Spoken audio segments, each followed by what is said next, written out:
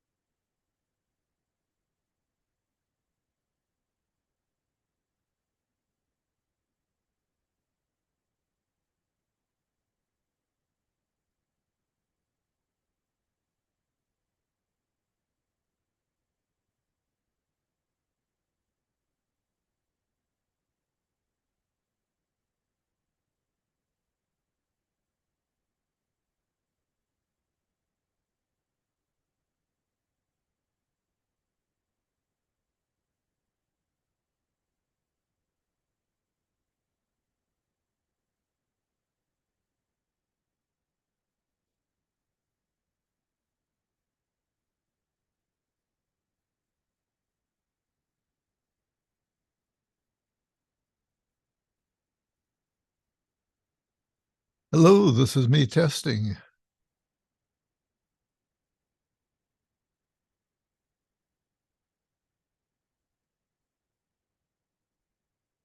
Oh, that's good to know. It's working properly.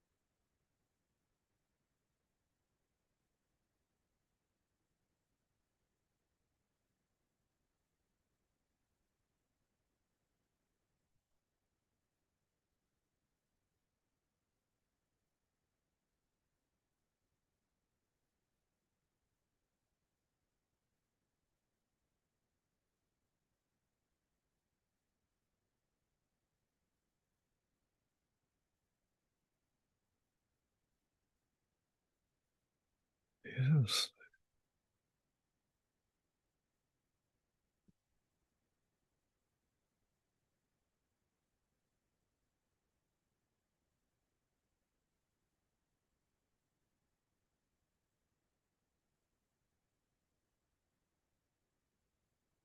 Hi, David. Hi. Thanks for showing up nice and early. Thank you for having me, David. Yeah. Are you all adjusted there? Do you have your cell phone turned off, etc.? Yes. Okay, I'm gonna make sure mine is not gonna disturb us. Hey Siri, turn on Do Not Disturb. Do not disturb is already turned off. No, I want it turned on. Hey Siri, turn on Do Not Disturb. Okay, I turned do not disturb on. My faithful servant.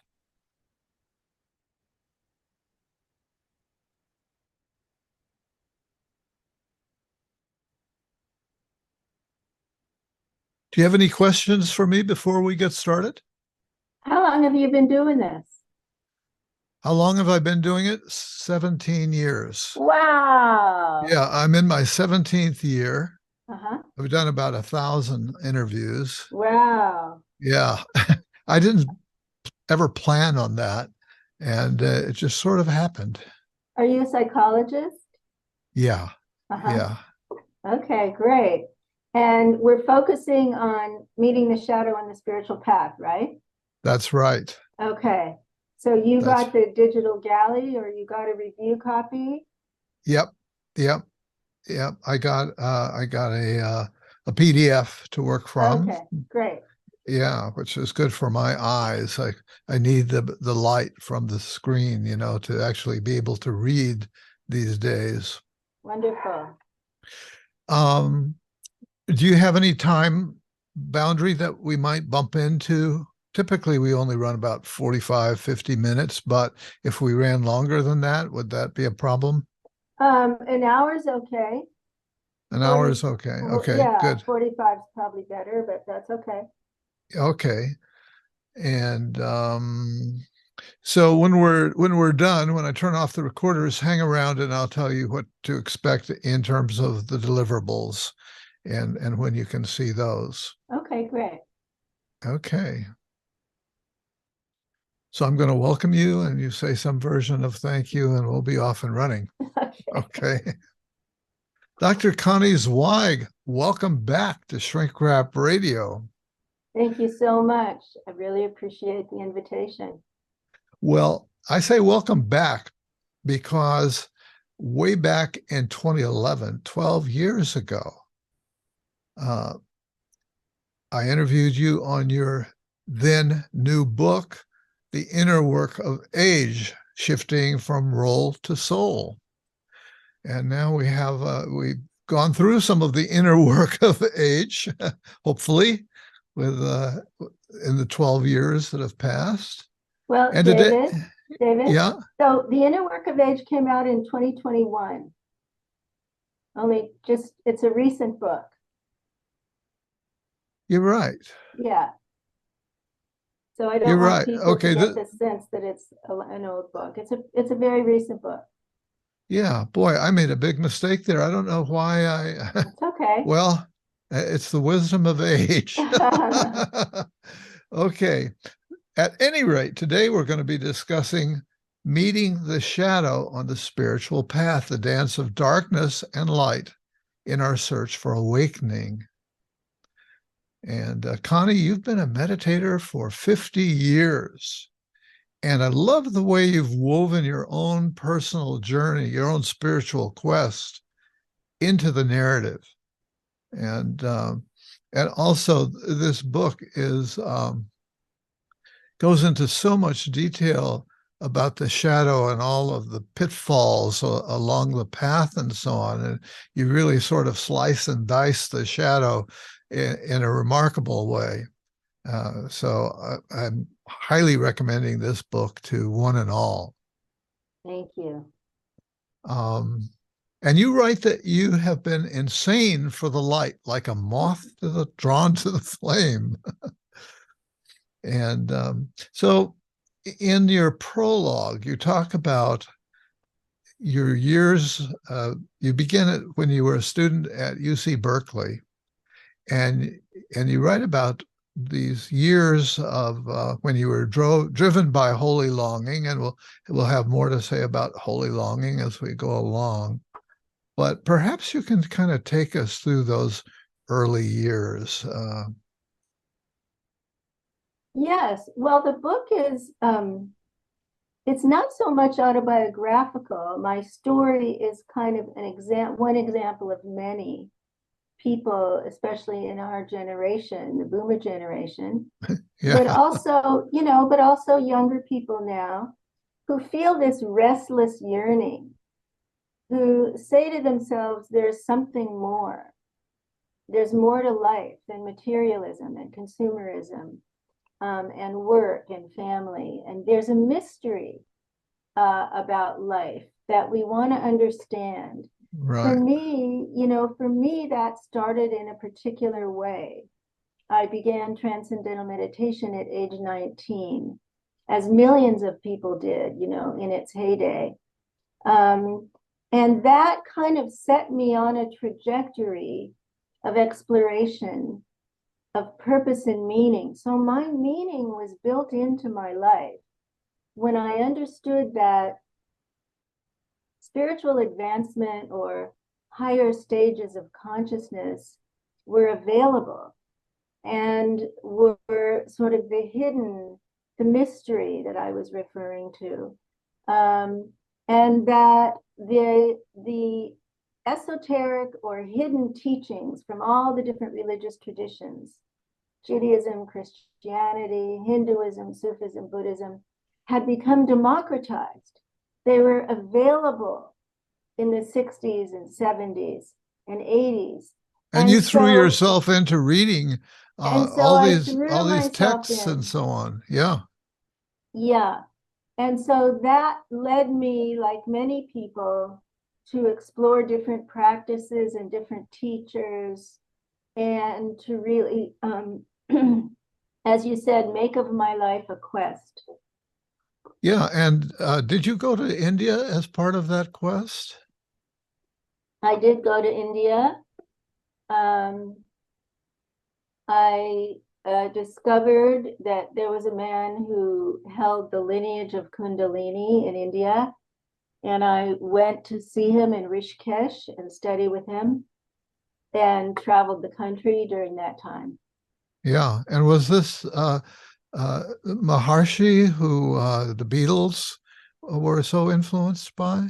No. So Maharishi was in my early 20s with transcendental meditation. And I was involved with that for about a decade. I became a teacher. I taught people how to do TM. But I also encountered a lot of shadow in that community, in that organization. And so I left after a decade. And it was a very painful separation. I lost all my friends and my practice and my community, and for a while my purpose, because it was anybody who has been part of a church community or a spiritual community knows how hard it is to separate, because it's like a family. Right. And you lose precious knowledge and experience and relationships. So that was a difficult separation for me. I was about 30, in my early 30s when that happened. But when I look back now with 74 years of life experience, I see that it was perfect, that exit opened other doors. And, well, it certainly opened up an understanding of the shadow and right. all the writing and exploration that you've done around that. And what I read in your book was that this period of disillusionment lasted about 10 years, about a decade. And so how did you get out of that? I read the book, so I know how you got out, but I want to ask the question anyway. Yeah. So I think that this is a very common experience that's not spoken about very much.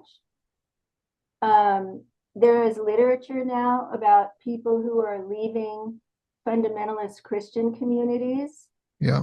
because of their disillusionment with their clergy or their beliefs. People who are leaving Orthodox Jewish communities for those reasons. They encounter abuse or they lose their faith for some reason. And it's the same with Eastern traditions. So in the Zen communities, in the Tibetan Buddhist communities, in the shamanic and Hindu Vedanta, Advaita Vedanta communities, there are people who become disillusioned and lose faith. For some people, it's more traumatic than that. Some people really experience religious abuse and post-traumatic stress and suffer for a long time, really intensely, physically, emotionally, and mentally. So what I wanted to do with this book was look at the patterns across the denominations, because most books are written for one denomination. So if you're leaving fundamentalist Christianity, you can find a book about that. But I wanted to, as a psychologist, I wanted to use depth psychology, which is my orientation to the unconscious or the shadow. So what is happening in the shadow when we join a community, when we fall in love with a teacher, when we meet a shadow, and when we decide we need to separate and move to another stage of life, or we decide we want to stay and work on repairing the community. What is going on in the unconscious around that pattern in the human journey? Yeah, So I wanted to my question was how you got out of that. And in the book, I was intrigued to see that a Jungian, you went into Jungian therapy, and that played a big role. And the shadow, of course, is a very big Jungian concept. So tell us a bit about the shadow. The theory behind the shadow. So when I was in my 20s in the spiritual community, everything was all light and bliss. Yes, and yes, I remember that. Everyone was going to become enlightened and change the world, save humanity. And when I kind of woke up to the falsity of that, or the one-sidedness of it, I found a Jungian analyst. I had been reading Carl Jung, and she began to help me work with my dreams and encounter these parts of me that had been hidden because they were unacceptable or unwelcome as I was living this spiritual life. How could I be spiritual if I felt envy or depression or anger? They didn't fit the spiritual persona. And that's true for a lot of people. A lot of feelings and behaviors and traits get buried when we're in spiritual community. And we're just taking on what the teacher tells us is okay. Like we did as kids with our parents, right? We did that with kids. As kids, we were shaping the ego to get love and approval. Well, we do the same thing with a spiritual teacher. And so we form a spiritual persona, and a lot of material gets buried in the unconscious shadow. And we now know that the mind and body are functionally identical. So the shadow is not a little corner of the mind. It's in all of us. Uh-huh. It's in our muscles. It's in our nerves. It's in our subtle body. It's in our chakras. So there's shadow material in every chakra. And what happens is eventually some of that material erupts into awareness. And we might act it out by saying something mean or critical, or getting caught in an addiction, or getting angry out of control. And so that no longer fits who we think we are as spiritual beings. And there arises a tension between who we think we are or who we want to be and what's coming up from the shadow. Yeah, and it can be experienced as a crisis, right? As a life Right. crisis.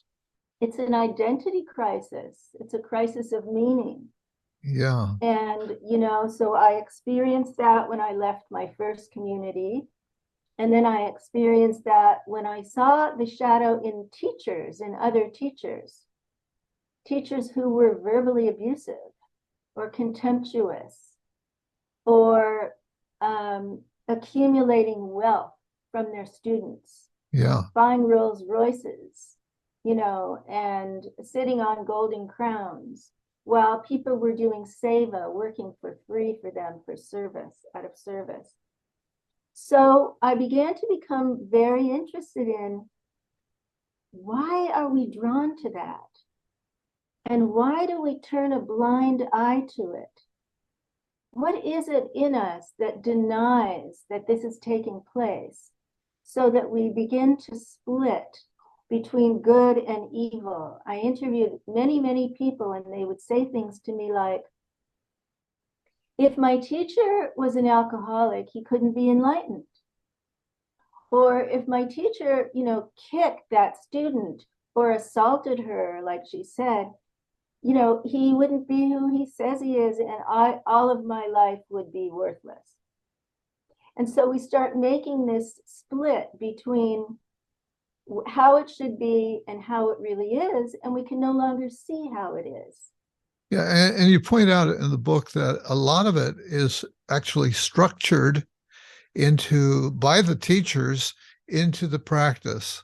Okay, this is I am the authority, and you need to accept that. And in fact, that's the proof of your devotion to me and the guarantee of permanent enlightenment.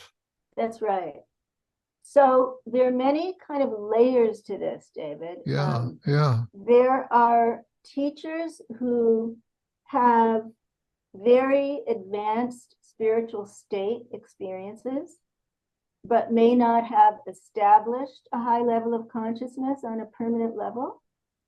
They may not have done their psychological, emotional homework. Most of them haven't. So let's say they have authoritarian tendencies, or they have narcissistic tendencies. They need to be adored, or they need to feel like they're in control. And then they have dozens or hundreds or millions of people adoring them. And they may have come from a culture as well that reinforces all those ideas, right? So the cultural differences are another level of what's going on, because a teacher may be born into a lineage that tells him from birth how special he is. Yeah. He may be born into a lineage that has sexual abuse going on in the monasteries. So there can be, and then they come to the West, I'm saying he, because most of them are men, they're not all men. They come to the West from a monastic situation, and all these women are adoring them and dressed in almost nothing.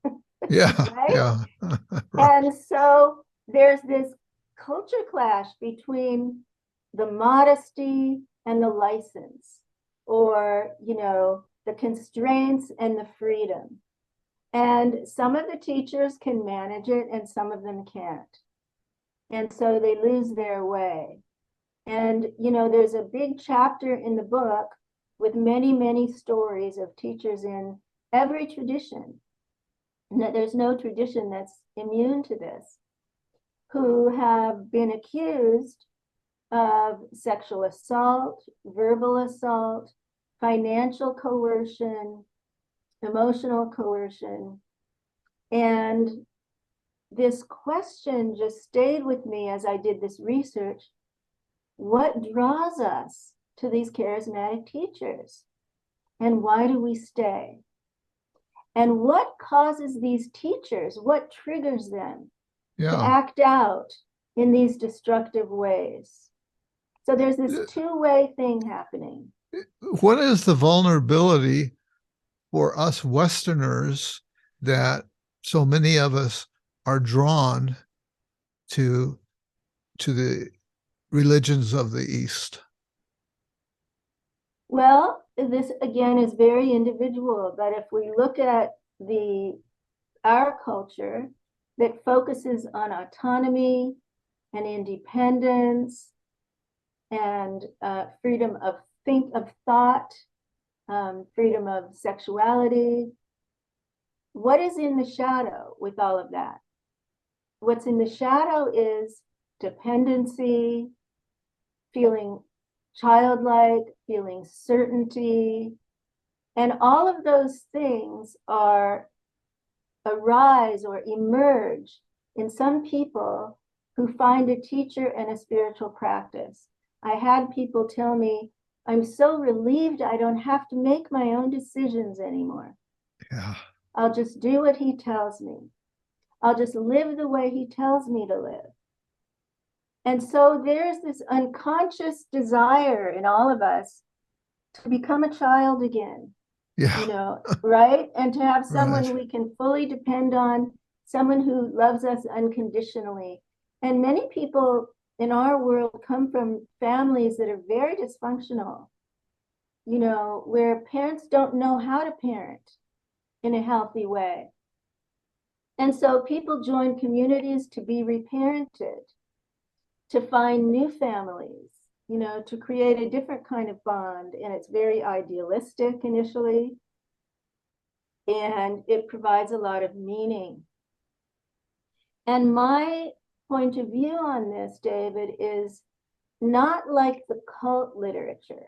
I am not telling people to get deprogrammed. This is not my position. My position is there's a lot of value to spiritual practice and spiritual community.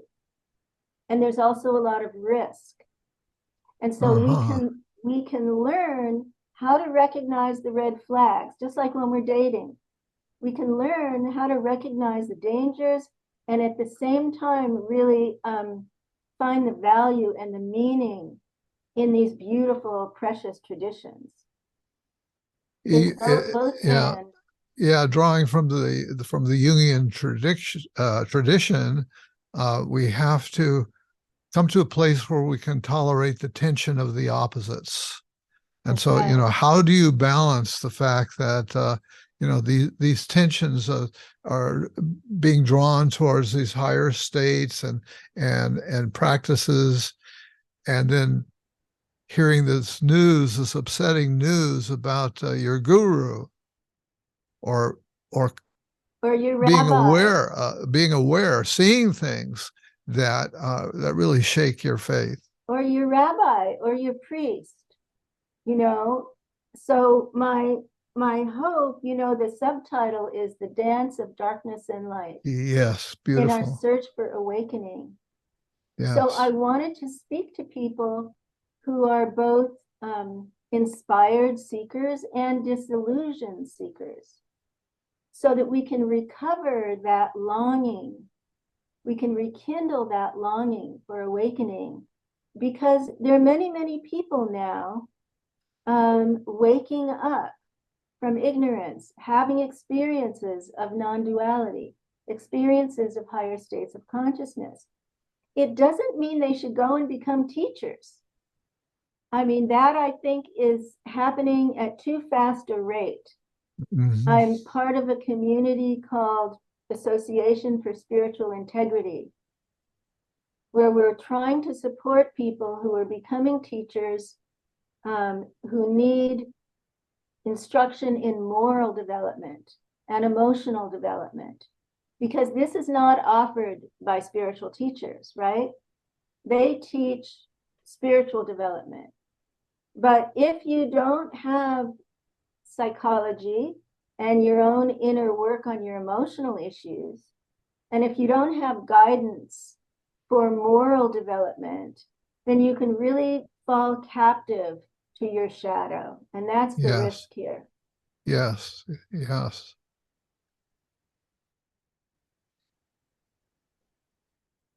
So I was interested that you talk about the holy longing as an archetype, as a spiritual archetype, and maybe you can talk about that a bit.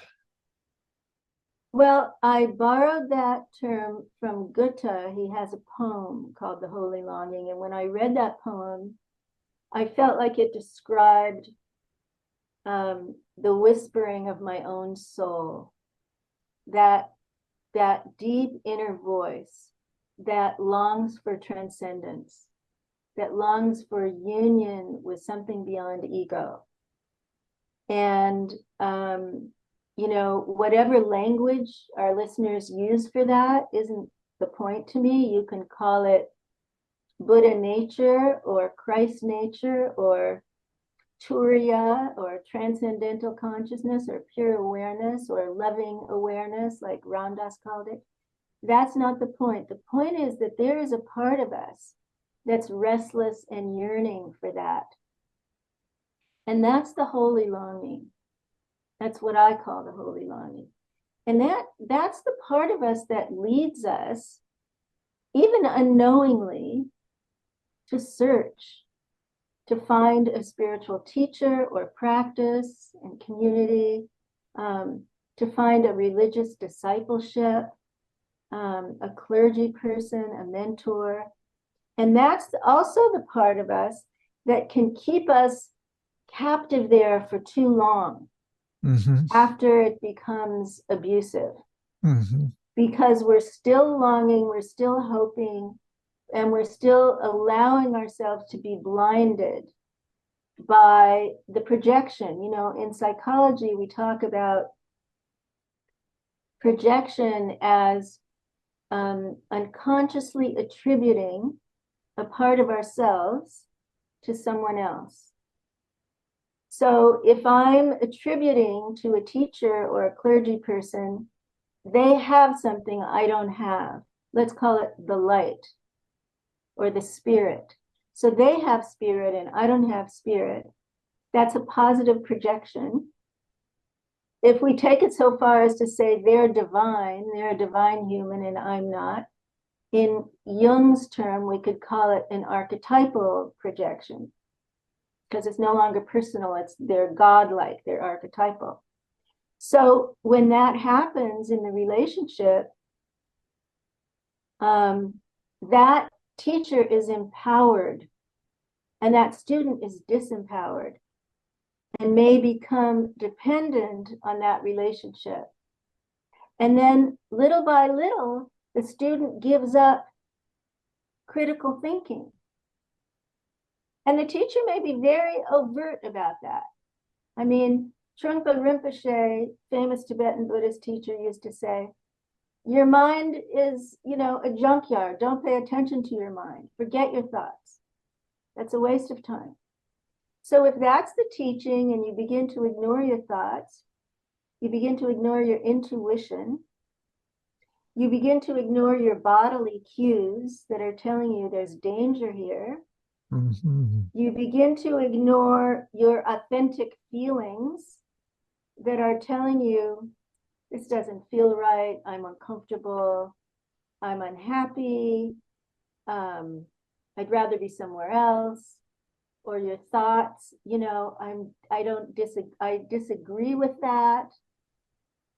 But your teacher or your scriptures are saying, don't pay attention to your thoughts. In fact, there are some scriptural teachings that say it's a sin to question the guru. We make a vow never to do that. So these things are built in, and these things are all pre-psychology, right? Psychology is only 100 years old.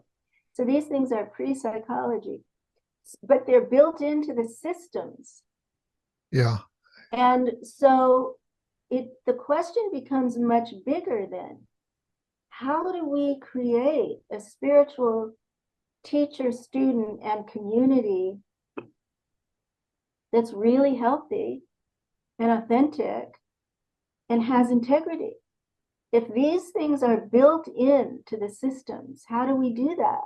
Right. It's a big, So big task. it's a big task, right? And Yeah, in fact, yeah. it's a social justice issue.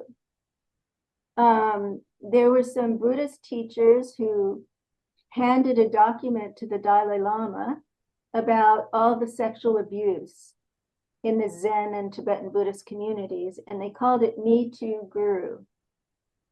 So they were saying this is a social justice issue, this spiritual and religious abuse. So Well, how did the Dalai Lama deal with this? he shrugged and said, I knew about this. I don't know about this. No, he Yeah. said, I knew about it. Oh, I knew about this. I knew about this for decades. He didn't do anything about it. Uh-huh. Why? Just because of what we're talking about. Because he would have had to take apart Tibetan Buddhism in America. If he had come out and said, this teacher and this teacher and this teacher are abusing their students and they can no longer teach, they no longer have my blessing, it would have been a disaster for him and for those communities. And so he did not do that. He did not come forward. Now, this touches on another point that you make in the book, that these projections can cut both ways. They can be as damaging to the teacher or the guru or the priest as they are to their victims. Yes. Talk about that. I think of the story of the Dalai Lama that you were telling, that kind of gives us a bit of a glimpse into that. Yes. Well, that was very disappointing to me to find out about that. Yeah. And then I recognized that there's still a part of me that's looking for someone who doesn't have a shadow. Of course he has Right. a shadow. He's human, right? Yeah. He's Yeah. just like everybody else. He's not abusing it in the same overt way, but he is neglecting the needs of the Western Buddhist teachers by, being complicit in silence. So in chapter 5, I explore many dozens of stories of these Yeah, abusive you do. teachers. Yeah. And you can see from those stories that it's not a two-way impact. I mean, that it is a two-way impact, that the teachers themselves are unhealed,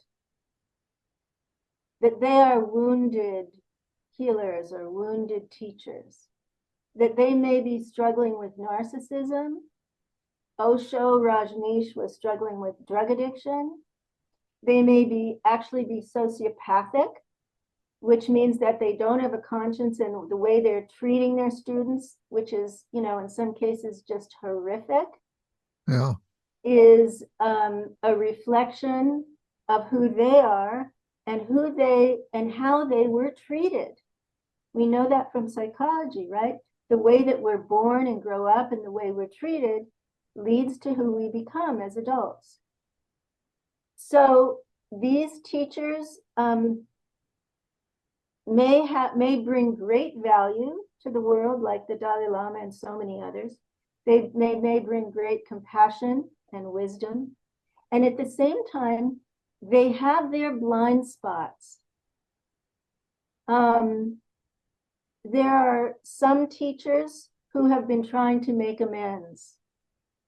So, for example, Yogi Amrita Desai, who founded the Kripalu Yoga Institute on the East Coast, was discovered that he was having sexual relationships with students. First, he denied it, and then eventually he admitted it. And he went through this whole process of psychotherapy for the whole community, bringing in consultants, trying to bridge psychology with his teachings. And there are other stories like that. The LA Zen Center, Maizumi Roshi was discovered to be at 100 years old. He was having sex with students. And it was a scandal. The whole place blew up. And the new Roshi who took over, who was a woman, reorganized the whole thing to remove the hierarchies, to change the dynamics between men and women. She introduced shadow work. So, and Andrew Cohen, who's another teacher who became abusive, and has tried to make amends now, has a book out about trying to understand himself. And so there are some teachers who are gaining self-knowledge after falling from their pedestals. But I would say they're the exceptions, David. Yeah, yeah. It's not happening in great numbers. This raises for me another issue, which is the notion of sort of state versus trait in a way, the idea of permanent enlightenment, that of the enlightened godlike being. As a psychologist, as a Western psychologist, I have difficulty buying that. I can buy that people have momentary experiences of illumination, and maybe some more often than others. But where are you with that? Okay. So one other thing, and then I'll come to that.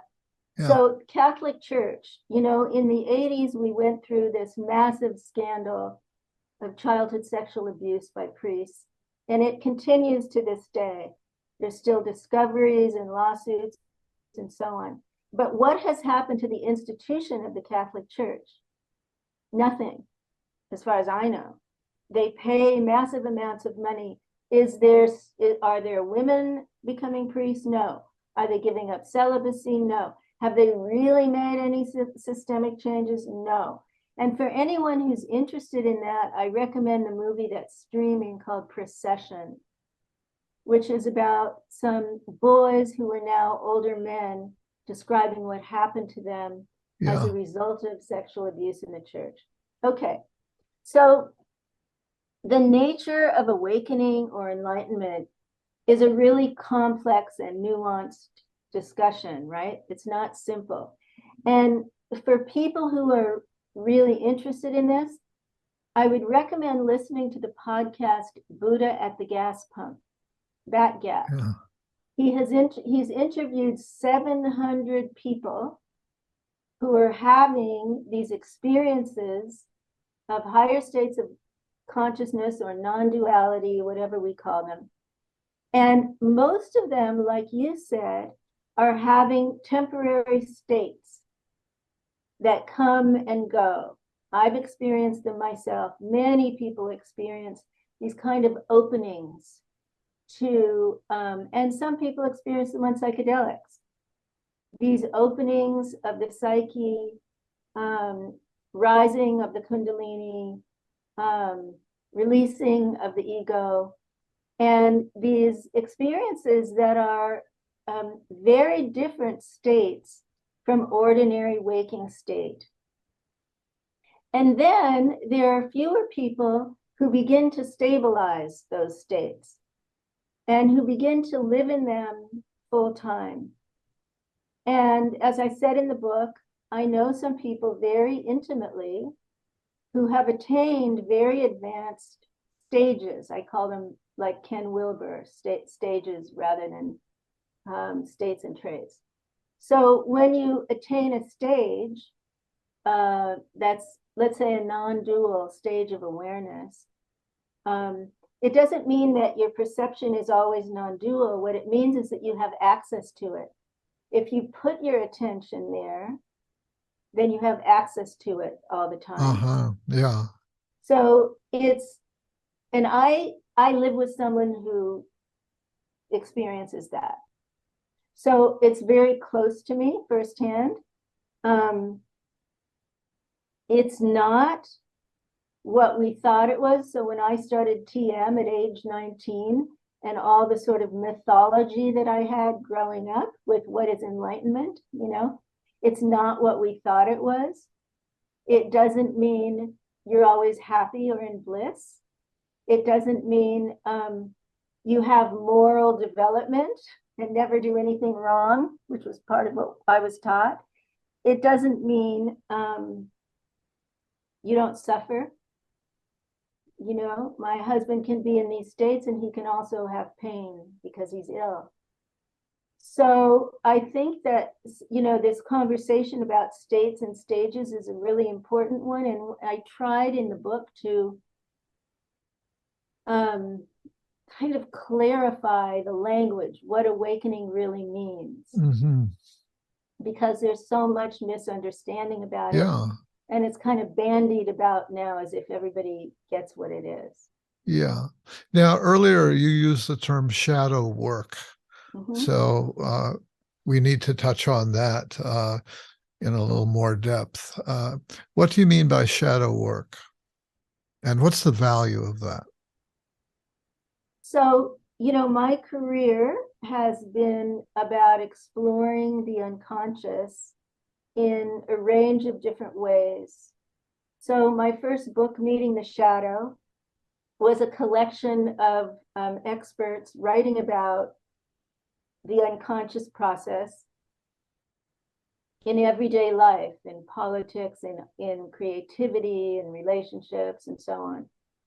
And then my next book, Romancing the Shadow, which is an authored book, was about meeting the shadow in relationships. And how do we work with these parts of ourselves when they erupt?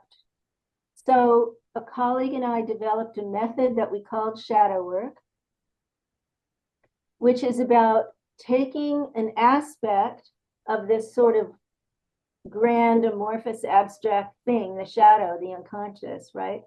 Taking a tiny part of it and being able to personify it as a figure by identifying what you're saying to yourself, what you're feeling, and what you're sensing in your body when that particular part of the shadow comes up. So every time you criticize your husband, you start to identify the shadow figure there, and you start to recognize when it comes up so that you can choose whether to criticize him or not. Or every time you want to overeat, you start to recognize when the foodie comes up, and you begin to work with that part of you so it's not unconscious anymore. You're making a conscious relationship with it. And you have more choice whether to eat that ice cream or not. And then the inner work of age was about meeting the shadows of age. So who's the inner ageist? The part of us that denies and dislikes growing older. Or the part of us that I call the doer, that can't slow down when we are getting ready to retire. All the different parts of us that as we age are unconsciously affecting our experience of life as we age. So this book extends that work on these unconscious parts into our spiritual lives, into the religious arena, and explores, you know, how we meet the shadow in ourselves and in others in that domain. You know what your next book is? Is there another book in you, do you think? No. No, you're done with it? I'm You've written cooked. a lot of books. I'm cooked. Yeah. Time for me to slow down. Time Yeah. to slow down, time Yeah. to accept that. Yeah. Time to hang out with my honey Uh-huh. and my Well, grandkids. you've done the world a great service with the books that you have written, and there's a lot of wisdom there that people can learn from. And certainly this book is, I can kind of see this as a pinnacle of your journey, of your work in that area. Thank you, David. Yeah, So I it's wanna offer an invitation to our listeners. good. So if this is speaking to you, if you have experienced religious abuse or spiritual disillusionment or betrayal of some kind, and you feel some interest in reading this book, if you would like to do it in community, I'm going to be forming spiritual shadow work groups. Uh-huh. They will be online Zoom groups. They're free. I'll connect you with other people in your time zone, and you can go through the book together, and I'll send you questions for each chapter that you can focus on as you do spiritual shadow work, as you begin to reclaim what you gave away in your projections and uncover how you might have gotten a little lost along the way and how you can really rekindle the flame of longing. I did these That, groups. Yeah. yeah, that's a great offer. Yeah, Yeah. that's a lovely extension of yourself and of this work and of this writing, this book. Yeah. Yeah. So for people who would be interested in that, you can email me, Connie Zweig at gmail.com. And I see I actually don't have my name on the Zoom, do I? So let me put it there. Connie Zweig at gmail.com. And if you would, please don't send me a long story. Just put spiritual shadow work group in the subject line and let me know your time zone. And I'll put you together with people on the West Coast or the East Coast, and I will send you guidelines to start a group. The book is available now for pre-order. It comes out just in a couple weeks. Okay. That's great to have all that information. Well, Dr. Connie Zweig, I want to thank you for being my guest again on Shrink Wrap Radio. It's been instructive and a delight. Dave, I'm so grateful to you. Take care of Thank you. yourself. Okay. Okay. So I will be putting this together as a podcast and also as a video on YouTube. And in addition to the whole interview being on YouTube, I'll also put up a kind of a teaser of 5 or 10 minutes worth of the discussion. And ideally, you'll get and then the podcast itself is all in audio, and that will have some some reflections by me about my experience of our conversation. Okay. And so you can look forward to that. You'll get all of this probably by Thursday or Friday, Oh, great. maybe well before that. Wonderful. Yeah, great. So I think that's it. We did it. Thank you for your time. I really appreciate the support. Yeah, thank you. Okay. Okay. Signing Okay. off. Thank you. Bye-bye. Thank you. Bye bye.